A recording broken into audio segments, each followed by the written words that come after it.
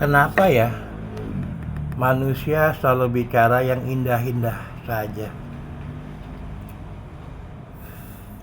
Assalamualaikum warahmatullahi wabarakatuh. Bismillahirrahmanirrahim. Kita selalu takut bicara yang pahit. Kita sebagai manusia selalu cerita yang manis-manis. Tapi kenyataan hidup tidak semudah seperti itu, bukan? Bahkan kita membaca sejarah pun selalu mengambil cerita yang manis-manisnya saja.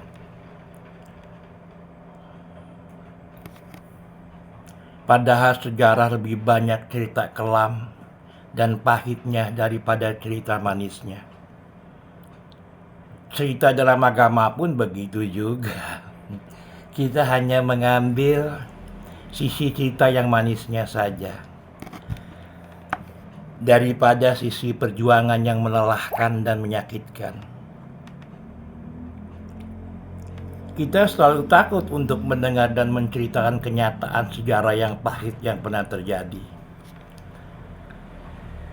Yang ada hanya cerita yang manis, cerita sorga terus.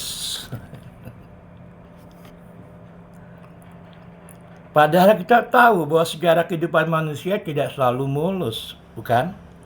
Bahkan cerita para nabi pun tidak semuanya berjalan dengan mulus, dan banyak dari mereka juga yang dibunuh.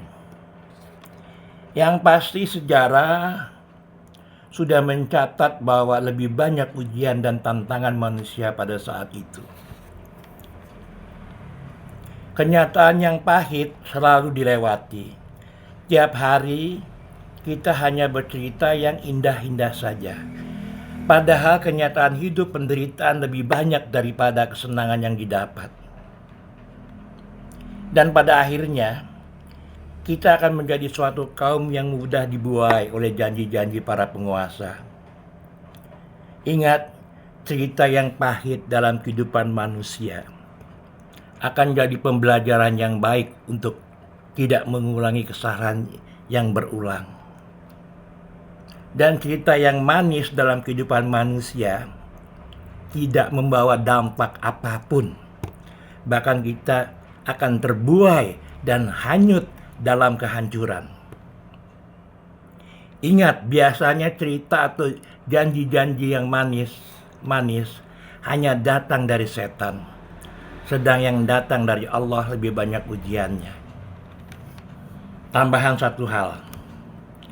Bagaimana kalian dapat masuk surga bila kalian tidak tahu yang buruk itu adalah buruk? Kita tahu adanya keburukan karena adanya kebaikan. Artinya kita perlu contoh dari sejarah yang kelam dan pahit untuk memperbaiki kehidupan kita. Tidaklah seseorang itu beriman sebelum mereka diberikan ujian. Bukan begitu? Ya, ini cuman gambaran aja, nggak lebih. Ya artinya kita saling sharing lah, ya kan, untuk hal-hal yang baik. Saya rasa demikian. Wassalamualaikum warahmatullahi wabarakatuh.